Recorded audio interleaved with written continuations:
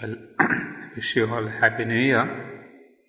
I hope we see each other many more times this year. Last year, I think I went out a bit too many times, missing your classes or missing our classes. Well, let's pray that we proceed faster. Well, we are in this Book 1, Canto 4. And this is the secret knowledge. As you have seen, is the knowledge that Ashwapati receives.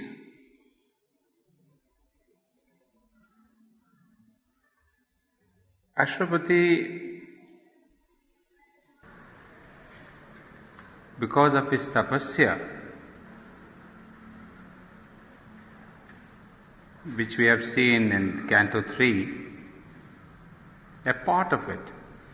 In fact, as I told you, these Cantos 3, 4, 5 of Book 1, they are a kind of a prelude to what is going to come about in Book 2. Book 2, the word stare is going to take us into the detailed description of Ashwapati's ascent in his yoga. And that is, as you have seen, one of the longest, in fact, not one of these, the longest part of Savitri. Is about 10,000 lines. And very strangely enough, in the original Savitri, the yoga of Ashwapati is described in a very short manner, hardly 40-50 stanzas or slokas. But it is that portion where Sri Aurobindo seems to have concentrated the most. It's not the question of enlarging. You cannot just enlarge an experience without having yourself some fundamental spiritual experience. So Sri Aurobindo goes into at great length into the description of the yoga of Ashwapati. That's why I suppose the book itself is called Savitri, a legend and a symbol. So legend part, of course, all of you, I don't have to repeat the legend in Mahabharata. But the legend itself is very short. And even if you see in this Savitri of Sri Aurobindo, the portion of legend is very brief, not much. The details are there that are given in the Mahabharata, but what's more is the symbolism. That's why it becomes pretty difficult to understand Savitri because of its intense and dense symbolism. Whereas if you read the original Mahabharata, there's hardly any symbolism. It's purely a legend. So anyone reading that will understand the story very easily. Of course, there is a deeper symbolism, but not much elaborated. So Sri Aurobindo, who had originally given the name only Savitri, later on he adds a subtitle, a legend and a symbol. So of that symbolism, which is mostly there in the yoga of Ashwapati, we have here in these cantos 3, 4 and 5 a kind of a gist, a summary of what we see in Book 2. So in that summary also Canto 4 actually takes us into that secret knowledge. And what is that secret knowledge? we have seen till now, basically the emphasis has been that beyond the intellect, beyond the vital, beyond the physical, there are greater heights of consciousness. And these greater heights you can experience, you can rise into. But many a time we fail, we are not able to come up to that level of consciousness. But then there are moments of what Sri Aurobindo had described in many ways. That is when there is an inward turn, when there is the life's cherished guests are left outside, when you are alone with your spirit. So these are the moments, what we say, when you have some space given to yourself. What is normally called moments of meditation, contemplation, concentration, or I would even say, just like Wordsworth or Kalidas or Rabindranath Tagore, be identified with nature. Because I have seen with my little experience, when you get into nature, there is such a compulsion of silence. I mean, you get disconnected with the outer in the sense the sound and the voices of this outer world, which are disturbing often. I mean, exactly, you get this experience at Matre Mandir. There is you get sucked into a silence, and there Sri Aurobindo describes, it's at those moments when you talk to your own inner being. So, what is it we are understanding? That there is a possibility of going beyond the mind, into regions beyond the mind, or at least if you can not even silence the mind, be quiet with yourself. I mean, away from society, away from relatives, away from all as attraction, distractions, away from the sensorial contact with the world. Then Sri Aurobindo says, slowly you begin to dip in. And then you discover there is a great secret being there, what we call the psychic being, the soul, the Atman. And this passage has been one of the most magnificent passages, describing in different ways, in different colors, in different forms and shapes, that single being called the psychic being. So it is extremely inspiring, very touching, and often we wish if only we had a glimpse of that beautiful being within us. Just read a few lines that we finished in our last class. For example, it says, it is the origin of the master clue, a silence overhead, an inner voice, a living image seated in the heart, an unwalled wideness and a fathomless point. The truth of all this cryptic shows in space, the real towards which our strivings move. I mean, you don't even have to understand this. It's so clear-cut imagery. The living image seated in the heart, an unwalled wideness and fathomless point. You see the contrast, an unwalled wideness and a point. You see, that's the beauty and the magic of a psychic being. It's not that it is very big in our being. It's a very small thing. But its consciousness has this unwalled wideness. And then it says, the truth of all this cryptic shows in space.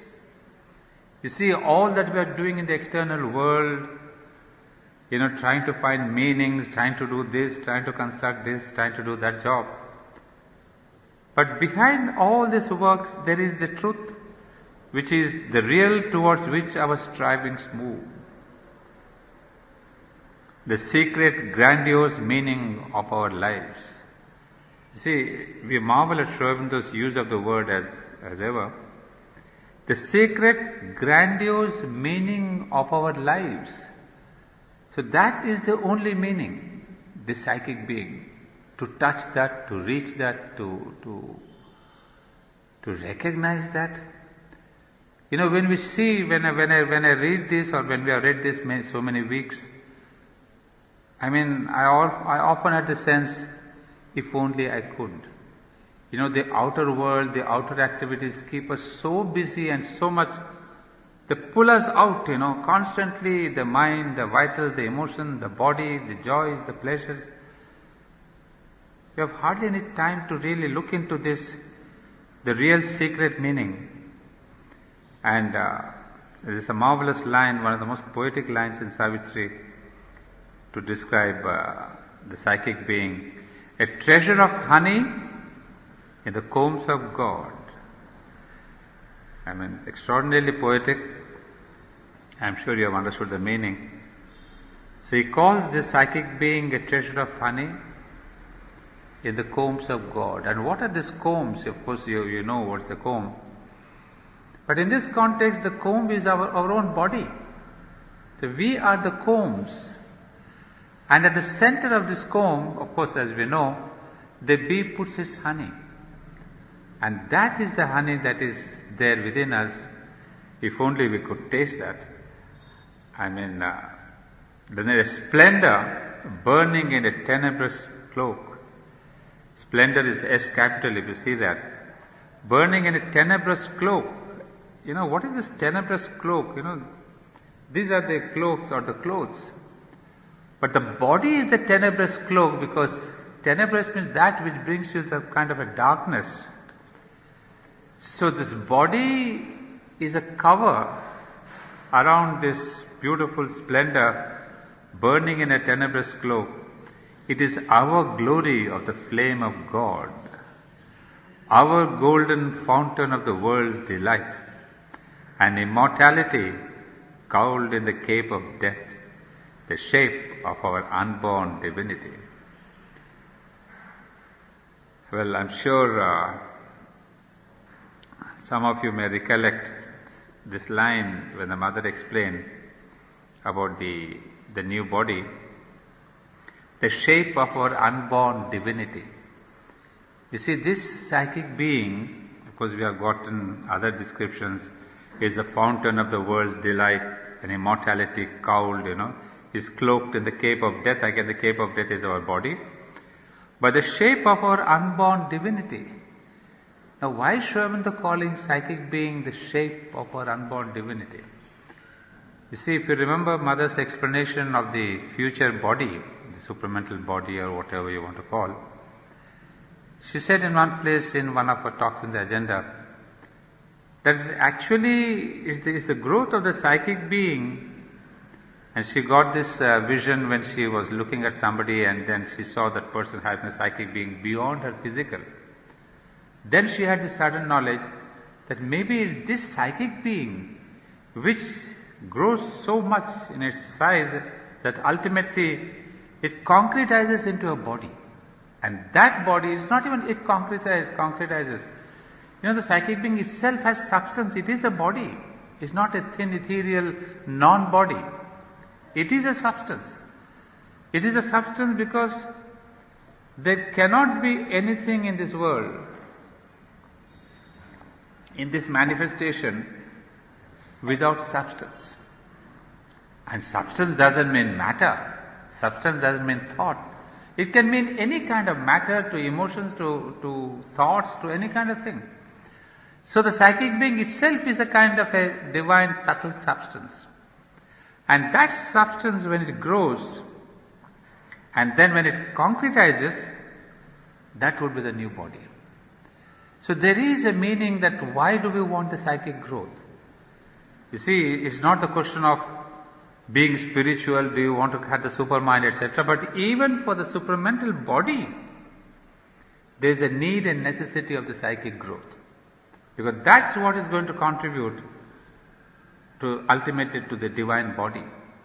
So Sri Aurobindo gives us a hint, the shape of our unborn divinity. It guards for us our faith in depths within, where sleeps the eternal seed of transient things. Always we bear in us a magic key, concealed in life's hermetic envelope. You see, always we bear in us the magic key, the beautiful psychic being, concealed in life's hermetic envelope. Again, this hermetic, as you know, is tightly closed. The body is a tightly closed envelope within which is that magic key called the psychic being. A burning witness in the sanctuary regards through time and the blind walls of form. A timeless light is in his hidden eyes. He sees the secret things no words can speak, and knows the goal of the unconscious world and the heart of the mystery of the journeying years. Well, not get into that. It was only to recapitulate a bit of the essence of the secret knowledge. And Ashwapati is given that knowledge. Because you see, knowledge is not just the mental, it's the knowledge of experience. But this experience is required for Ashwapati, or be it for Sri Aurobindo, before he takes the third step in Canto 5, what we see in Canto 5. That is when there is, first part is his tapasya, where he has this individual upliftment beyond the ego. Then he has the knowledge of the inner being, the inner secret being, the secret knowledge. And once he is beyond ego and with the psychic being, and then he goes onward, where he is no more the individual, but representative of humanity. So that's the Canto 5. So this canto in between is coming more as a link between the third canto and the fourth canto. But now the thing is, all this knowledge, we speak about it so much, we have got such beautiful descriptions. But how far is it real for you and me? That's the question. The one, all the passages that have been described before, we may say that true for Sri Aurobindo or Ashwapati or the yogi. But people may say, well, it is a poetic description. Is there anything called the psychic or the soul or all these experiences that Sri Aurobindo has really beautifully described? So Sri Aurobindo says, yes, man is right in questioning this. Because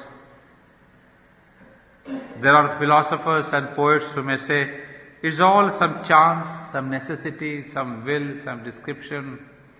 The scientists will not believe in all these things. So Sri Aurobindo says, yes, you do question all these things because this knowledge, this psychic being is hidden. So it starts the next line saying, but all is screened, subliminal, mystical. It needs the intuitive heart, the inward turn. It needs the power of a spiritual gaze.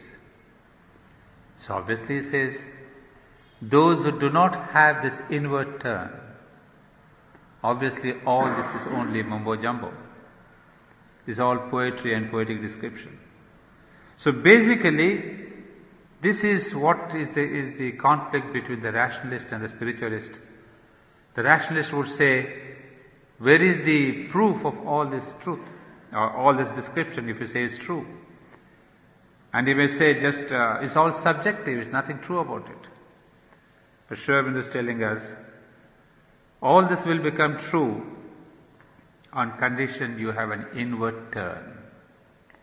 So can we really, this is, I would say the yogi is asking us not for too many things.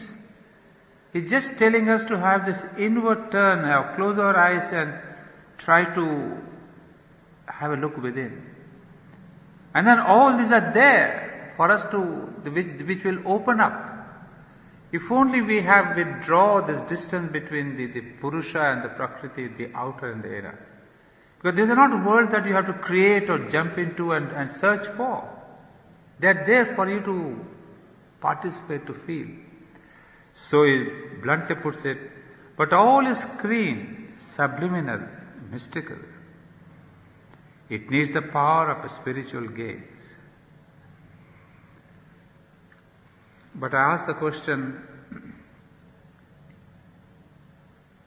what do we mean by the screened, subliminal, mystical?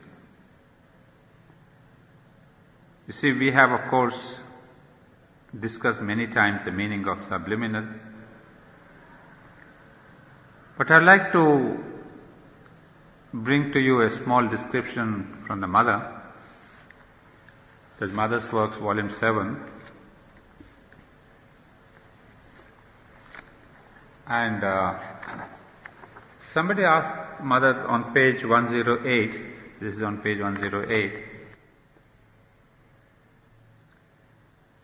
Sweet Mother, what does the subliminal being mean exactly?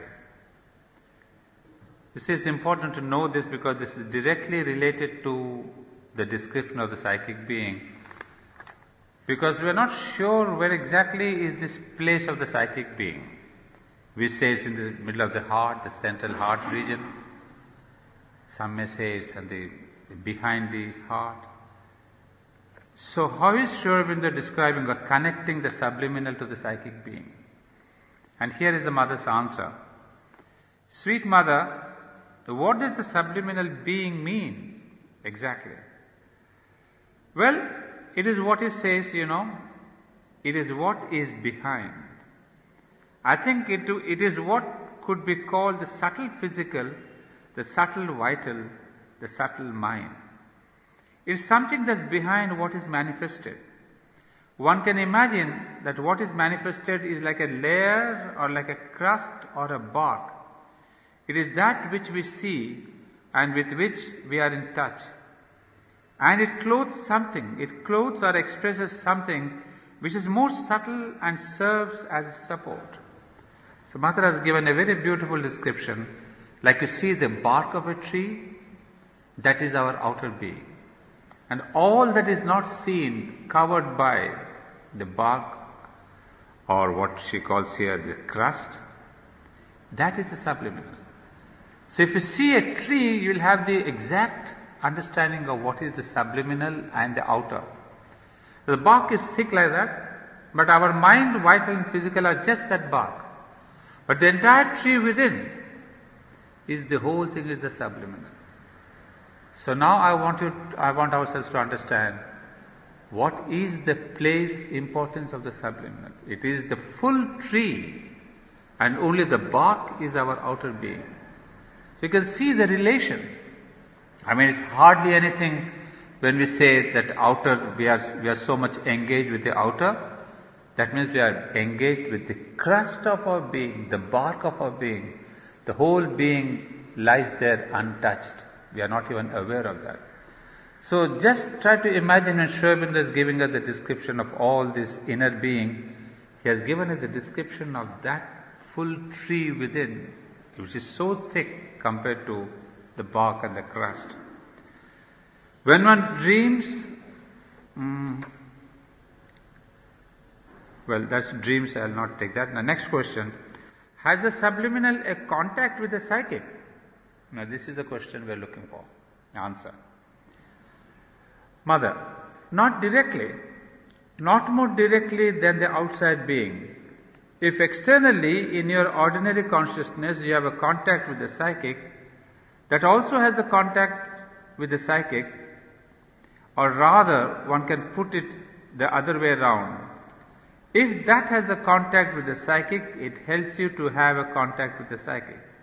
But not necessarily, not always. it depends on the degree of development of the being. It's not necessarily more enlightened, more balanced. No. It's more subtle. It's less dull than our other outer consciousness. Our external consciousness is so dull, it has no depth. As our outer understanding has no depth, our sensations have no depth. All this is something as though flat. So here it is fuller, but not necessarily more true. Mother, then why is it the most important? Because it is internal. That's what supports the outer. The outer is only an appearance of this. Well, let me clarify this. Has the subliminal a contact with the psychic? Well, let's be clear, no. Neither the crust nor the body of the tree has the contact with the kernel.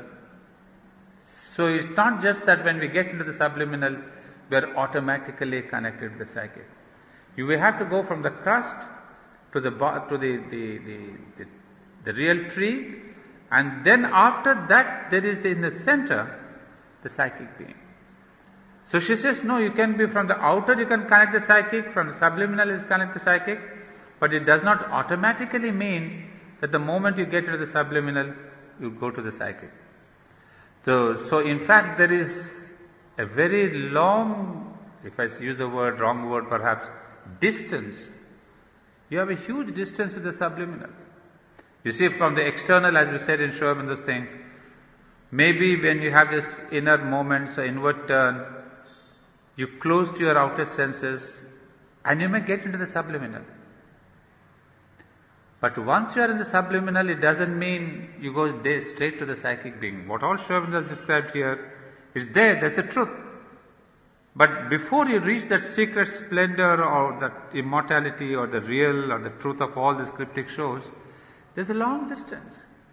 So the outer crust, the inner bark and the psychic being. So Mother is telling us, no, not necessarily that the moment you are in the subliminal you are with the psychic. Then why is it the most important? Which is that? The subliminal. Why is it most important? Because it's internal. This is what supports the outer. The outer is only an appearance of this. As I said, in a dream, when one goes there, one knows things which one doesn't know. One can do things. One is in touch with things which one doesn't know in the waking consciousness because it's too superficial. It's like the inside of something. The outside is the expression of that, but an altogether surface expression. So naturally it looks the same. In any case, more than a resemblance. It has an identity with what we see of it from outside. We see the form, don't we? The expression. Well, this expression has necessarily an analogy. More than an analogy, an identity with what is inside. So if externally we see that someone is absolutely ignorant of his psychic being, it is impossible that internally he is quite conscious of it. He can be closer, but he cannot be conscious of the psychic being without its being reflected outside. Therefore, if it is not reflected outside, it means that it is not truly established within. A very beautiful description and a lot to learn from here. You see the word subliminal, she says first of all, because it is internal, this is what supports the outer. The outer is only an appearance. And there are two things. One is the dream factor. As I said, in a dream, when one goes there, one knows things which one doesn't know, one can do things, one is in touch with things. Well, I skipped a paragraph on dreams, but this is what it explains. That in the dreams, very many times we sink into the subliminal. And the moment we are outside the mind, because the mind is asleep, the body is asleep, the emotions are asleep, we sink into the subliminal, and there we begin to know, or we begin to get in touch with things which we did not know in the waking consciousness. Now of that there's an explanation Sri Aurobindo elsewhere. That's because in the subliminal we get into this subtle worlds, the vital worlds, the mental worlds. The subliminal has entry points into the outer worlds. So once we sink in the sleep into the subliminal, from the subliminal we exit into these different worlds. So if we are in the vital world, we can have horrendous dreams, dreams where you're being chased and killed and all that. If you go into the mental worlds, you see beautiful things, structures and whatever your mental ambitions. If you go into the spiritual worlds, you can see other dreams. So the subliminal has the exit points into the universal and the cosmic worlds. That's why it's necessary that we go into the subliminal and from there go out. But this can be done again consciously during meditation. You see, one of the purposes of meditation is to still the outer, so we sink into the subliminal, from there exit into the outer worlds. So that's a conscious method which happens to us normally during the sleep. And then it is like the inside of something. The outside is the expression of that, but an altogether surface expression. Now if I can give you an analogy, we have a mango. You see, in the beginning the mango is green. So by looking at the green skin, we say, hey, it's not ripe yet. So even if you pluck the mango and you cut it, you will see it is sour and it is not ripe, it is not done. You wait for a few days, you see the little change in the color. It becomes yellowish.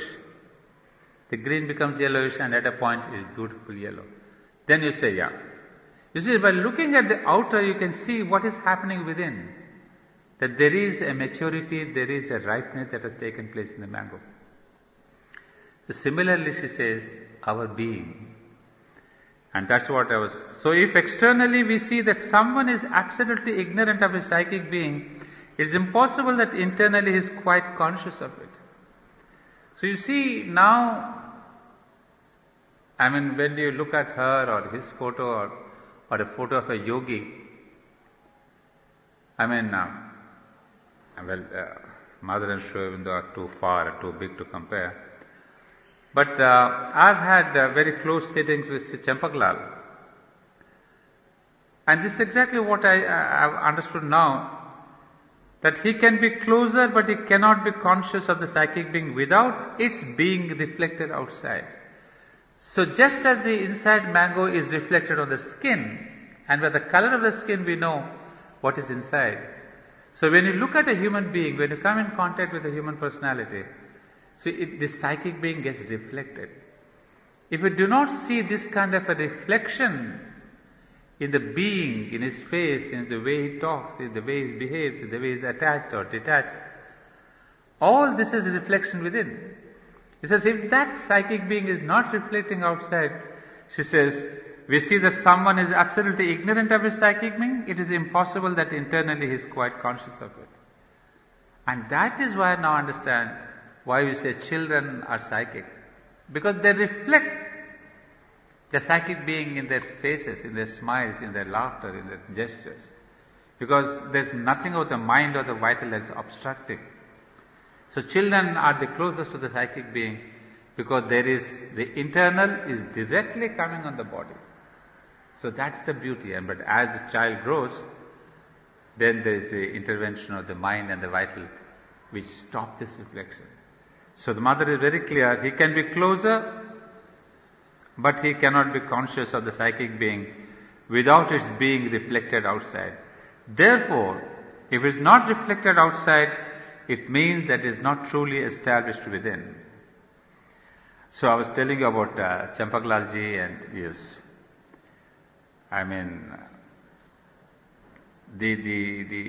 the radiance of peace and joy and trust and faith. And all of you know, towards the end of his life, last 12 years of his life, he didn't speak. He had taken mauna.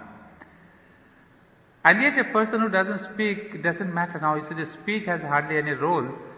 Because if you look at him, you see his eyes and his smile, you feel this psychic closeness. We used to spend hours on end. Dipshika and myself would go to his room, next to Sri Aurobindo's room, and of course he would write little notes, and all that he said was through the notes. And then he would communicate also much more than what he used to write, because there is a transference of communication of the inner feeling. So he is one of those beautiful examples in my life where the inner was really ripe in his external body. And especially his faith and trust and surrender to the Mother were so glowing in these very body cells. I can really, what your Mother is telling here, I can really give an example. But we were very close to Nolinida also, but he was, I think, a bit too high. We could not communicate that way. And Champaklalji was, that exuberant with love and joy and faith. Nolinida was that impersonal being, kind of, touch me not. He was already in the overmind somewhere. He was the impersonal, but Champaklalji was that personal beauty, the personal child of the Mother. Well, there's an interesting question here. Nice to know. So after reading this, telling that, Mother says, understand, no? The student says, not very well. Then Mother says, then what shall we do? Ask another question about the same subject. Perhaps so you will understand. The question is the subliminal self the same thing? That, my child, if you begin to ask me things like this, you must ask the gentleman who is seated behind you, Nolini. Because these things I forget. You see, anytime there's philosophy, she would not reply. She said, ask Nolini. If there is anything with science and astrology, she would say, ask Pavitra, I want you to see the humility. She was the divine person, she could have answered. But on the practical, physical level, she says, ask the gentleman who is seated behind you, Nalini, because these things I forget. Where is the subliminal self mentioned here? She is asking. Then the person quotes, the subliminal self stands behind and supports the whole superficial man. This is what I've just told you. I've just told you this. How can we explain this?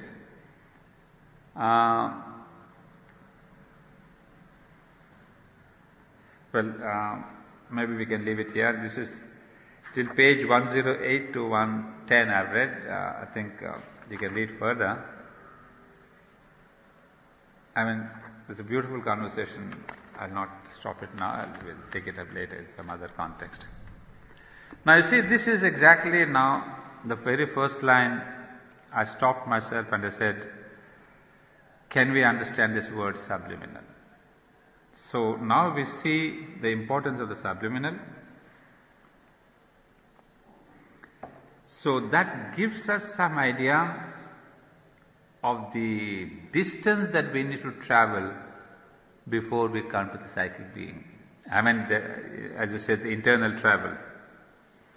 Else, you see, else means if there is no inward turn, what happens? Else to our waking minds, small moment, look, a goalless voyage seems our dubious course. Some chance has settled or hazarded some will, or a necessity without aim or cause, unwillingly compelled to emerge and be. You see, this is the beauty, that if you do not have this inward turn, what could be the consequence? That you will question all these things, the reality of all these things, and then you will come to what Sri Aurobindo says, a goalless voyage seems our dubious course. Then you find no meaning in your life. Yes, you are born, you get to studies, you go up, get married, you have children, and you end up. This is a goalless life. Okay, you have earned money and fame and some comfort and all that. But then Sri Aurobindo would ask, is that the purpose why our souls have come all the way down? Or not all the way down or up, is a way of putting things, but why they have taken the birth? Every form that has come upon earth follows this rhythm. It's born, it grows up, it copulates, it has children, and it passes on. When the Sri Aurobindo is asking the question, that might have been the case of nature until the coming of man. But with the birth of man, with the coming of man upon this earth scene, the whole meaning of this journey of life has changed. But unfortunately, we are still in the animal consciousness and we follow the same animal trend: birth, copulation, death. In between, there is some gain of food and pleasure and pain. So it says that's what it will be. So most people live in that way, unwillingly compelled to emerge and be in this dense field where nothing is plain or sure. Our very being seems to us questionable. Our life a vague experiment, the soul a flickering light in a strange ignorant world, the earth a brute mechanic accident, a net of death in which by chance we live. You see, these are, of course, I don't want to get into the philosophy, nor is it that I know too much of this philosophy. But a lot of philosophies are based on this, this kind of philosophy, that this is a net of death in which we live. There's no aim, there's not necessarily a goal in this life. And that is what is the materialistic life: be comfortable, gain as much as you can, be competitive, all that, All we have learned appears a doubtful guess, the achievement done a passage or a phase, whose further end is hidden from our sight, a chance happening or a fortuitous fate. Out of the unknown we move to the unknown. That's the gist of all our life, I suppose. Out of the unknown we move to the unknown. We don't know where we are born, how we are born, why we are born, and where are we going. We call it the unknown death. After death, what happens? Does the soul go forward? Nothing. We came from a past which is not known, we go into the future that is not known. So that's a beautiful line summarizing our common man's life. And all we have learned appears a doubtful guess, the achievement done a passage or a phase, whose further end is hidden from our sight. You see, oftentimes we think about this, okay, I've done this much in my life, I have gained this and all that. And then we say, whose further end is hidden from our sight. Why did I do all that? Why did I achieve all that? Was it the pleasure? Was it the money? Was it the fame? Was it the comfort? While you're going through that experience, you feel great. But have a kind of a moment and say, look back and say, hey, I did all that. But why? What was the purpose? Is it just that, we have had this passage of achievement? So sometimes I question myself, the raison d'etre of all this. It was wonderful going abroad, going to Europe, going to the States, going this, doing this, talking. But then I question, why? So is it this kind of whose further end is hidden from our sight, a chance happening or a fortuitous fate? It can be said, some people say, Mother's grace is on you, Anand Reddy, you have been selected to go out. At that time it was grace, but then I said, hey, what was the grace for? Was it just to give me an outer experience of the world or something more? So if this something more is not questioned and answered, all your wonderful journey of life is meaningless, is hollow. So here he says, ever surround our brief existence here grey shadows of unanswered questionings. The dark inconscient signless mysteries stand up unsolved behind fate's starting line. An aspiration in the night's profound, seed of a perishing body and a half-lit mind, uplifts its lonely tongue of conscious fire towards an undying light forever lost. Well, now of course here we suddenly get into the evolutionary aspect. from the individual we jump into the evolutionary. He says, grey shadow, the dark, inconscient, signless mysteries stand up unsolved behind fate's starting line. The starting line is, of course, the line of evolution. Now, you see, when this evolution began, now the question in the inconscient is,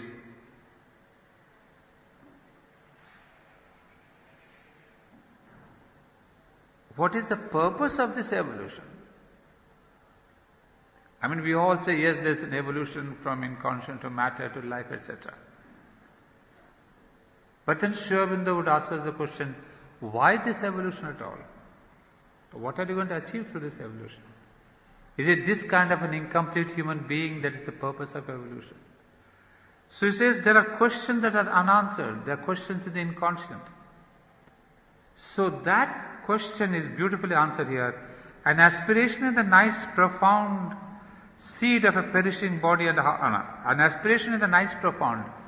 In this night profound is this inconscient. But what Sri Aurobindo and the mother would tell us is that in the inconscient, when this evolution began, it seemed that there is no direction, there is no purpose. Because the way things began with a kind of a blind necessity, as we say. So he would say, there is apparently no significance, no aim. But on the contrary, there is an aspiration in the night's profound. That's the beauty, that's the answer. So although it is inconscient, there is, of course, if you remember in the book 1, Canto 1 itself, you will see this aspiration in matter, in the inconscient. There is some kind of that aspiration, of course, in the Gita, in the Vedas, we call it the Agni. That there is the Agni, the flame of aspiration, and what the mother would say, the flame of love, the divine love, embedded in the inconscient.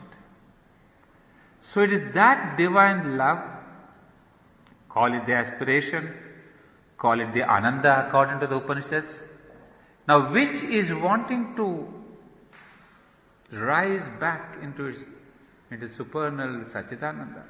But that is not visible then. At that time it's chaos, darkness, meaninglessness. But there is a secret aspiration, he says, seed of a perishing body and half-lit mind. And that aspiration has come up where? It has come up to the point of a body and half-lit mind.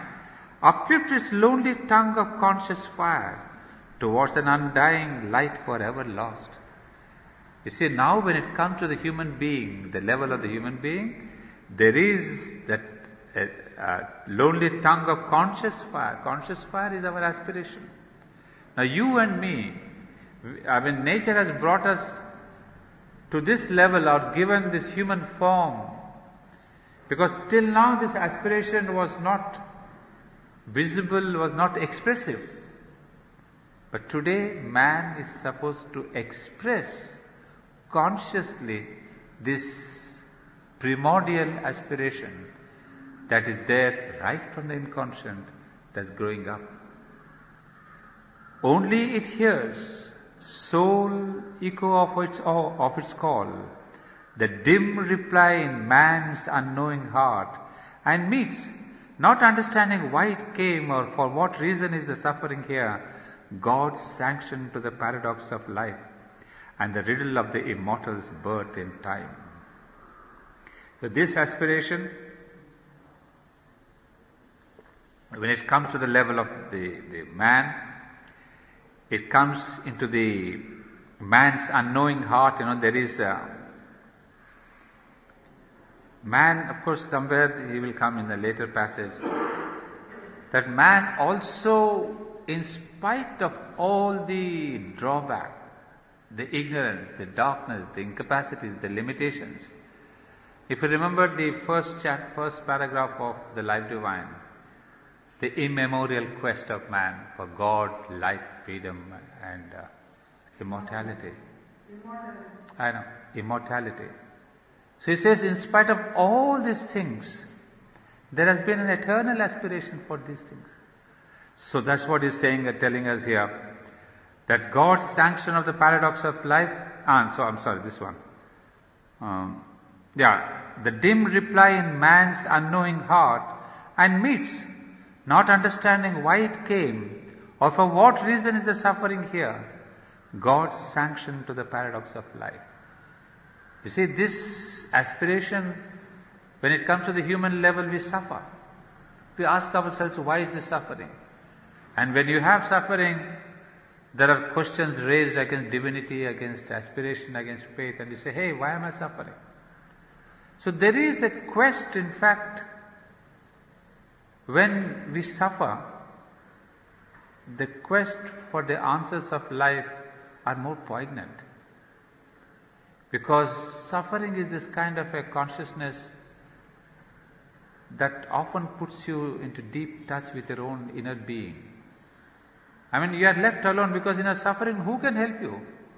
No doctors, no human being. So at a point, you are alone with your own suffering. And then you begin to ask questions to your divinity, to your soul, to whatever. The why. The why of suffering, the meaning of this existence, the what of my future, the why of my past. So a lot of these questions that arise during the moments of suffering, because suffering makes you cut off from the world, whereas the joy and happiness, it links you with the world. Suffering, it confines you. So he says, I don't know why this suffering and all that, but at that time you see the God's sanction to the paradox of life. Along a path of eons serpentine, in the coiled blackness of a nascent course, the earth goddess toils across the sands of time. This is, of course, the evolutionary process. Along the path of eons, that means during this eons of evolution, in the coiled blackness, in the conditions of inconscience, the earth goddess, Gaia as we would call, Prithvi as we call in Sanskrit, a being is in her whom she hopes to know. These are beautiful 3-4 lines. Remember these because this is the earth's aspiration, if you can say. A being is in her whom she hopes to know. A word speaks to her heart she cannot hear. A fate compels whose form she cannot see. It's a beautiful 3 lines. He says, a being is in her whom she hopes to know. Know means not the mental knowledge, whom she hopes to manifest. Know in the sense of manifesting. So this whole earth is moving only to come up with the full manifestation of that being who is there within our heart, just like you and me. On the individual level, we have the psychic being and the Atman. We also want to manifest that, but it's a long, long process. We forget about it, we go against it, we do everything. So too earth travels eons before it can manifest that being. A word speaks to her heart she cannot hear. The word, the promise is there that yes, one day you will be transformed. A fate compels whose form she cannot see. The fate is the will of the divine. Because this word fate is used more in the sense of the early stages of the earth's evolution. It's as if, she goes on millennium, millions of years, as if not knowing its own end and why. So that's why it's called the fate. But when it comes to the level of the human being, we know what is the destiny or the destination. And then it says, in her unconscious orbit, through the void, out of her mindless depth she strives to rise. A perilous life her gain, a struggling joy, a thought that can conceive but hardly knows, arises slowly in her and creates the idea, the speech, that labels more than it lights. A trembling gladness that is less than bliss invades from all this beauty that must die. Well, we will just look into these lines. Now this is evolution, as we said, in her unconscious orbit through the void. That's evolution that's taking place. Out of her mindless depths she strives to rise through the earth. And then what does she gain? A perilous life her gain. A struggling joy. That's the stage of the life aspect, the animal and the plant. Where is a struggling joy? Because you can understand why we have to struggle, go through dangers and pains to get the joy. And then what happens? Thought, T capital, that's the man. A thought that can conceive but hardly knows, arises slowly in her and creates the idea. The speech that labels more than it likes. That's a beautiful phrase we must remember. The speech that labels, all our language, all our thing is only a labeling. When I say the word psychic being, when I say the word divine, do I know what it means? Is there a light thrown on that? Is there an experience behind that? So all our speech is only a labeling. We say this is a glass, this is that. But we do not know the reality of the glass. We do not know the divinity behind it. So he says, yes, human being has come up with great thought. He brings about new ideas, a great speech, but all this is nothing but an outer thing, a labeling more than it likes. A trembling gladness that's less than bliss. We think we are greatly happy and all that, but far from the real bliss. That's why a beautiful word, trembling gladness. We are not sure, it's full of fear. Sometimes we want to do this, we are afraid, if I do that, is there going to be suffering, uncertainty and all that. Invades from all this beauty that must die. You see this fear, these things, all that is there, invades from all this beauty that must die. All that beauty, it is invaded with this fear. And also all that beauty that we see upon earth will die. So he says, through all this beauty that must die, there is something. There is something higher, what earth is saying, a being who must manifest. So can we manifest that? So now he is telling us, well, there's a lot more coming up. We will have, I heard that there's a movie at 6 o'clock or something, so I'll not like to delay you for that. So we'll continue to read and enjoy and share each other's joy. Yeah, I think for some time there should be no disturbance in our classes. So let's continue. If there is anything, anytime. But it was good last 1.5 months I took off because not only I did a lot of work, but my body also wanted to take a lot of rest. I suppose that some things happened and it was a good time. Yeah, let's have a concentration.